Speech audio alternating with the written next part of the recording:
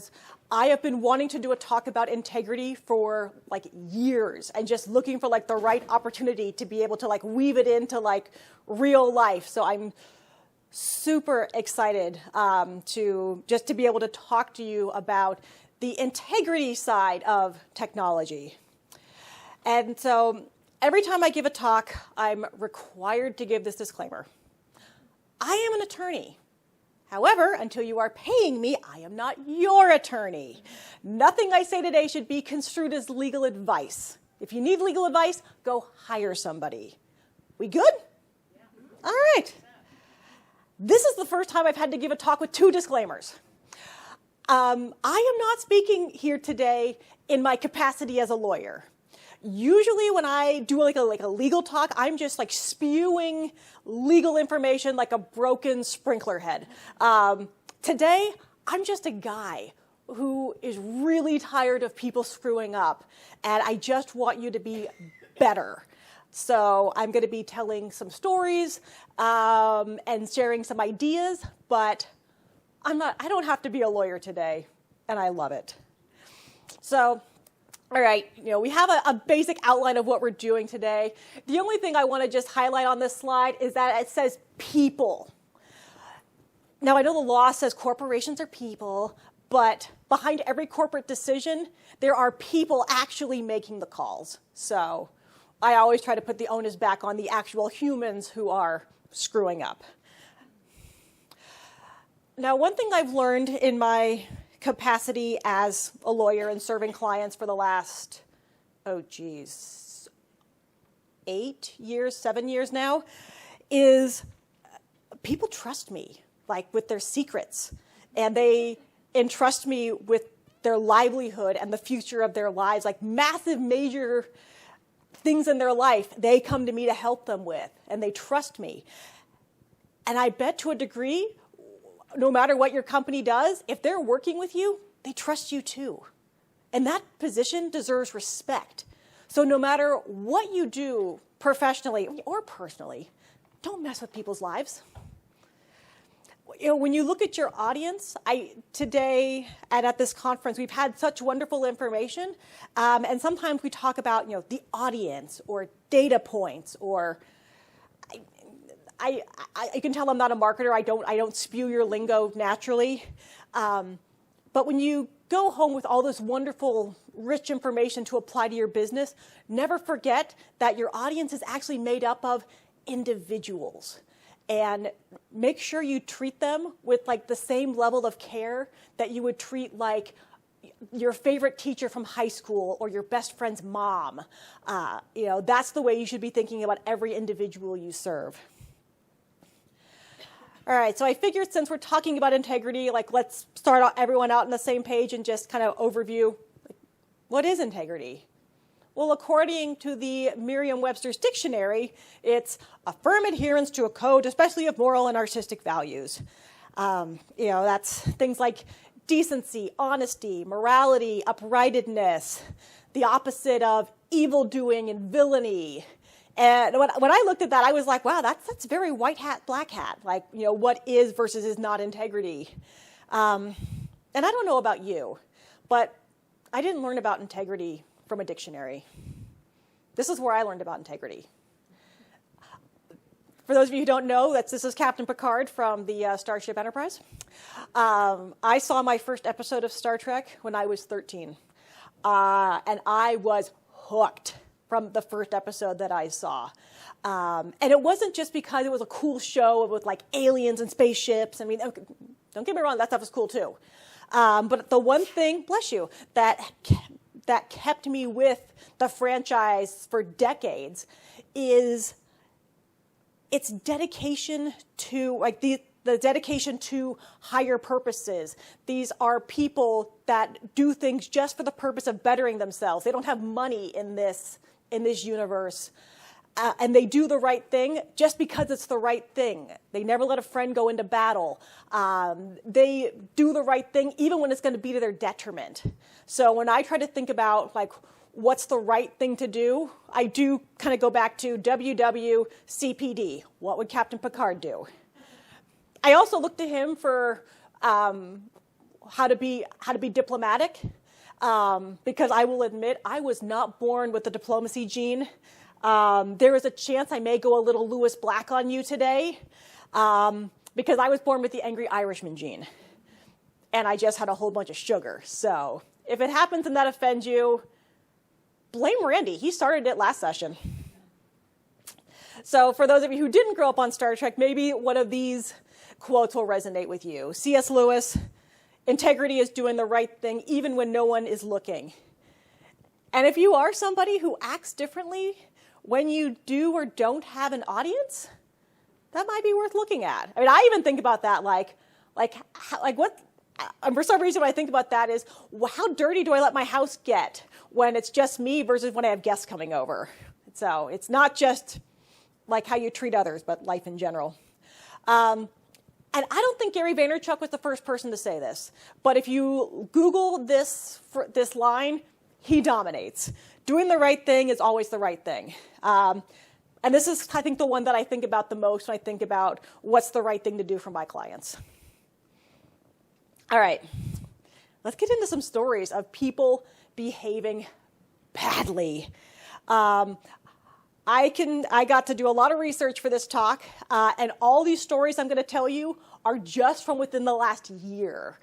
There is a surplus of stories of companies and people behaving badly.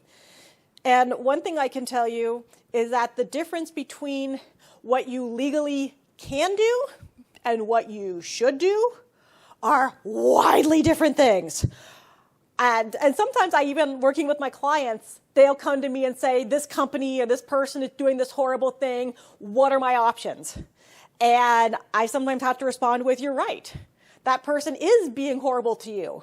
But unfortunately, it's not illegal. So there's nothing I can do for you because it's not illegal to be a jerk. So not all these stories are illegal things, but most of them are. Now, you all know about GDPR, right? The new European privacy law that went into effect last year that most companies actually haven't complied with in the US. Yeah, at least in my experience. I had a lot of clients come to me who say, we want to be GDPR compliant.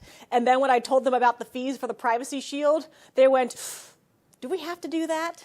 And I said, well, that's that's a business decision, not a legal decision. I can only advise you. But if you're one of the big dogs, like Google, Facebook, Amazon, you have the money and the resources to fully comply. And for some reason, not all of them are.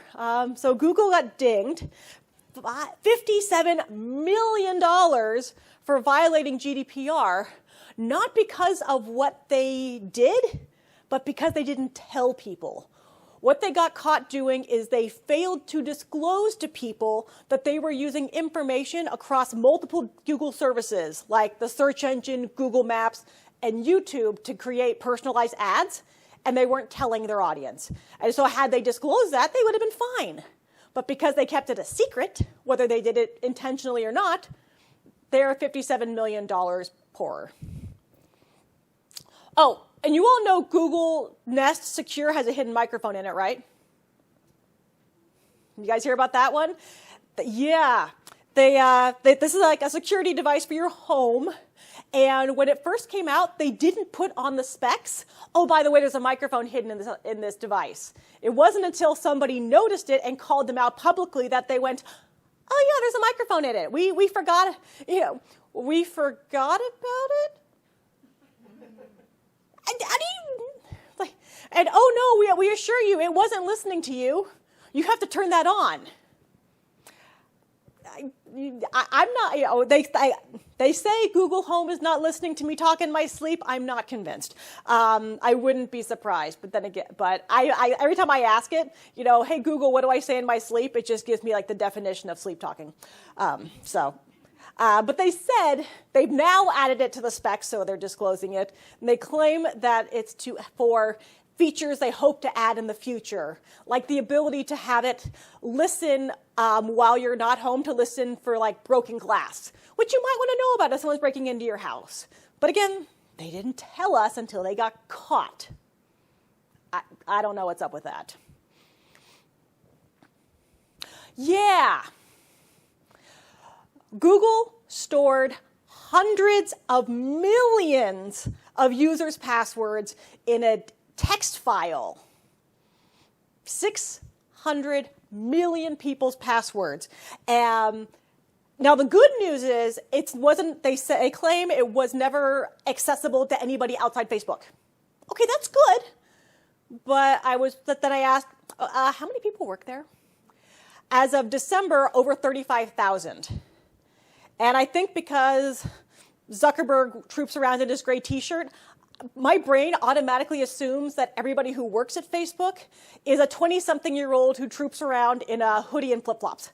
And I have a hard time believing that 20-somethings who know that they have access to people's passwords aren't going to use that to like look up their exes or to, like, to access their ex's profile or accounts, or like who they're interested in, or people who blocked them. I mean, yeah. And they've been doing this for years. They were showing people passwords that they shouldn't. Since 2012, over 9 million internal searches have shown employees the person's password. It was like, how did you do that for 7 years without somebody going, maybe we shouldn't have this data available to everybody in the company? Just saying. Really? Yeah. All right. Now, I know we're staying at a Marriott. They acquired a security problem. I will give them that because they acquired Starwood. And there have actually been multiple hacks of the Starwood reservation database. And I remember exactly where I was when I heard about this situation. I was early for a show, and so I'm that person who like doesn't want to get there too early. So I was hanging out in a parking lot near where I was supposed to be going, listening to NPR. And they said over 300 million guest records were compromised, over 5 million unencrypted passport numbers were hacked, and I know this number. This is hard when like you're a lawyer and you don't deal with numbers all day. But millions of encrypted credit card numbers. I want to say like 9 million credit card numbers encrypted. So if they didn't decrypt it, we're good. But if they were, well, shit. I told you, I swear. Got out. And I remember sitting in my car thinking, why is a hotel holding on to this information? Like, I can understand, okay, you're a business. You need to, like, keep certain information at least until the transaction goes through. But, like, once the chargeback period is over, do you need to keep the credit card number versus, like, the last 4 digits in case you need to identify it later? Same thing with passport numbers. I didn't even know hotels took passport numbers.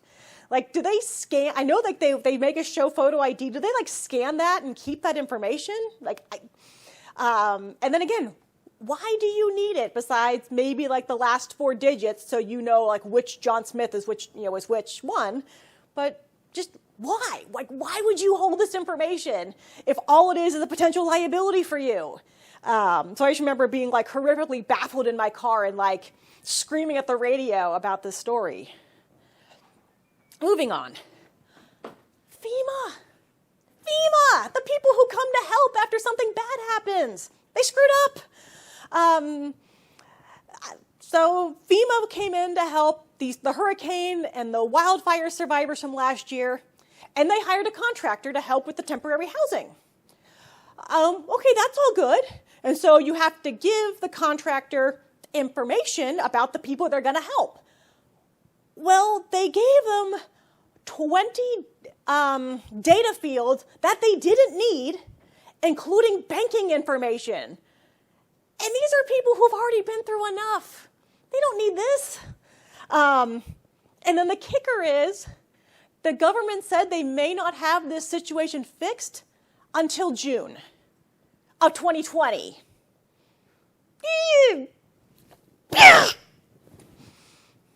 Yeah, just what are you, how?